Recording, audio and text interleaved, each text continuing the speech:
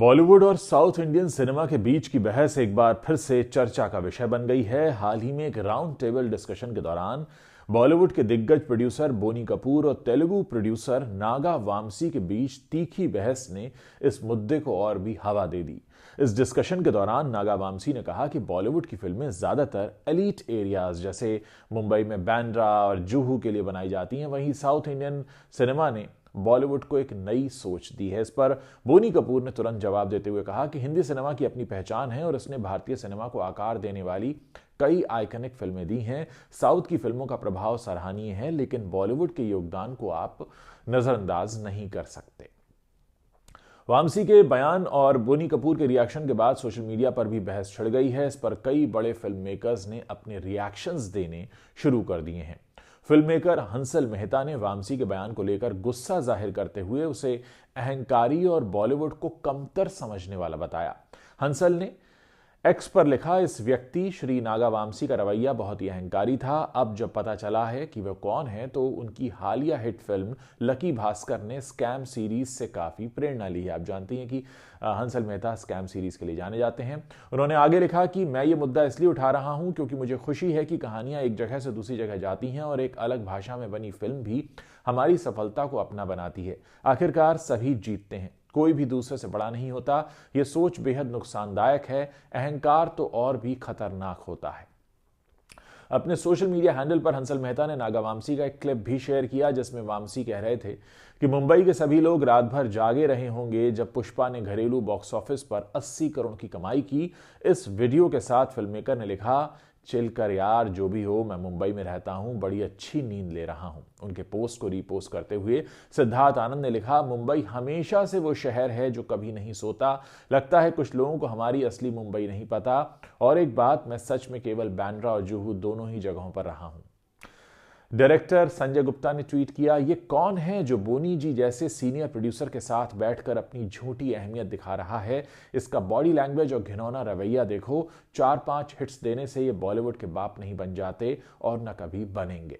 Internet पर लोगों ने इस मुद्दे पर खूब चर्चा की है। कुछ लोग वामसी से सहमत दिखे हैं और कुछ ने कहा कि साउथ सिनेमा ने सच में एक नई एनर्जी दी है।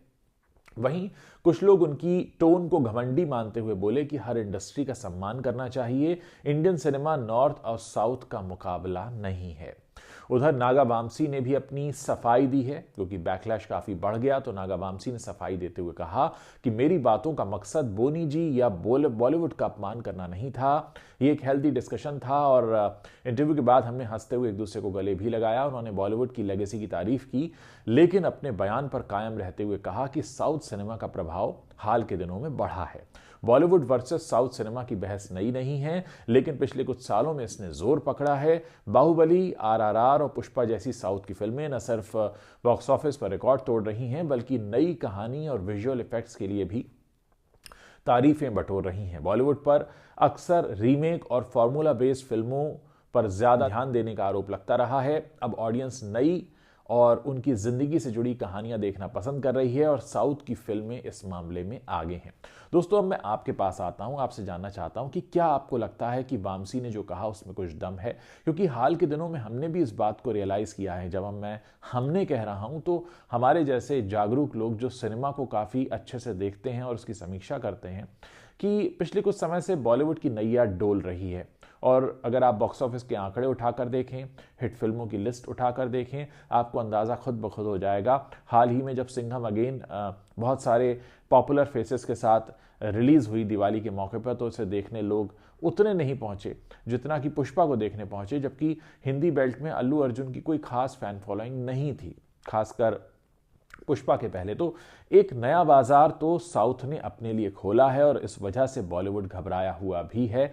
हाल ही में अनुराग कश्यप का यह कहना कि मैं बॉलीवुड में काम नहीं करना चाहता, मैं मुंबई में नहीं रहना चाहता, मैं साउथ जाना चाहता हूं, अपने आप में इस बात को बताता है कि किस तरीके से साउथ अट्रैक्ट कर रहा है यंग फिल्म मेकर्स को जो कि कुछ अच्छी कहानियां कहना चाहते हैं। क्योंकि बहुत से लोग ऐसे हैं बॉलीवुड में जो वही घिसा पिटा रवैया अपनाते हैं। दोस्तों, ये अब दर्शकों के लिए भी एक फायदे का सौदा साबित हो रहा है क्योंकि दर्शकों के सामने अब बहुत सी वैरायटी है।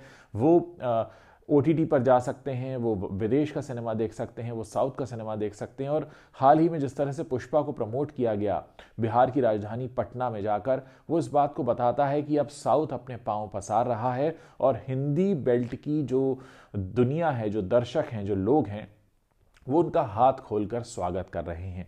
ऐसे में नागा वामसी का ये कहना कि एलीट लोगों के लिए ही सिनेमा बना रहा है बॉलीवुड, कोई गलत बात तो नहीं, लेकिन जिस तरह से लोगों ने रिएक्ट किया है उनके ऊपर, वो इस बात को बताता है कि लोगों ने इस बात को काफ़ी दिल पर ले लिया है, खासकर बॉलीवुड के उन लोगों ने जो बॉलीवुड फिल्म मेकिंग के लिए जाने जाते हैं, चाहे सिद्धार्थ आनंद हो या फिर उसमें नाम हंसल मेहता का हो, क्योंकि उनको ये लग रहा है कि हाँ, अब साउथ उन पर हावी हो रहा है और उनके मार्केट पर कब्जा करता जा रहा है। दोस्तों, ये निश्चित तौर पर उन फिल्म मेकर्स के लिए भी चिंता का विषय है और हिंदी बेल्ट की उस जनता के लिए भी चिंता का विषय है जो बहुत आस लगाकर बैठती है कि कब हमें हमारी भाषा में एक अच्छा सिनेमा देखने को मिलेगा। लेकिन होता क्या है, हमें किसी डब्ड साउथ इंडियन मूवी को देखना पड़ता है। आज बड़े दुख की बात भी है और हैरत की बात भी है कि हिंदी फिल्म का जो सबसे बड़ा स्टार है वो एक तेलुगु है, अल्लू अर्जुन, जो हिंदी अच्छे से बोल भी नहीं पाते लेकिन फिर भी हिंदी के लोगों का मनोरंजन करते हैं। ये इस बात को बताता है कि क्या हिंदी सिनेमा के पास अपने कोई बड़े स्टार्स नहीं बचे हैं, अपनी कोई बड़ी कहानियां नहीं बची हैं, अपना इनोवेटिव अप्रोच वो खो चुके हैं। और ये अपने आप में इस बात को ये भी बताता है कि किस तरह से साउथ का सिनेमा हिंदी पर हावी होता जा रहा है। और ये जो फिल्म मेकर्स हैं जो इतनी चिंता जता रहे हैं हिंदी सिनेमा पर बढ़ते साउथ के प्रभाव पर, ये असल में अपनी कमज़ोरी को छिपाना चाहते हैं। कहीं ना कहीं ये नहीं चाहते कि इनकी कमज़ोरियों पर बात हो। नागा वामसी ने जो कहा वो एक तरह से टॉर्च दिखाने जैसा है। उन्होंने एक रोशनी दिखाई है हिंदी फिल्म जो बनाते हैं लोग उनको और हिंदी फिल्म इंडस्ट्री से जुड़े लोगों को कि भाई देखिए, आपके दर्शक जो हैं वो आपसे दूर जा रहे हैं क्योंकि हमने उनके लिए सिनेमा बनाना शुरू कर दिया है। रही बात लकी भास्कर और स्कैम सीरीज को कंपेयर करने की, तो ये कहने में कोई दो राय नहीं होगी कि ऐसा लगता है लकी भास्कर को देखकर कि वो स्कैम से प्रेरित है। लेकिन हाँ, उन्होंने अपनी तरह से अपनी तरीके से कहानी कही है जिसे लोगों ने खुले हाथों से स्वीकारा है और लकी भास्कर काफ़ी पसंद की गई।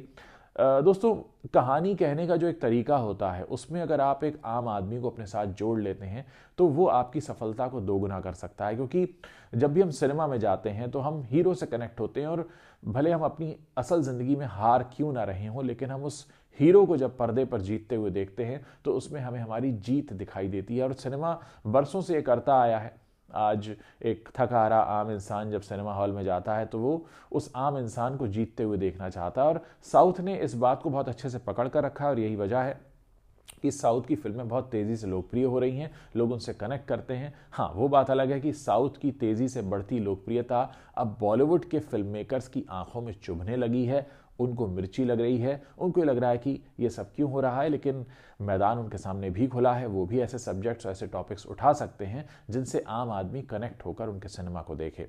दोस्तों, इस पूरे मसले पर आप अपनी क्या राय रखते हैं, मेरे इस वीडियो के नीचे कमेंट सेक्शन में आप लिखकर बता सकते हैं।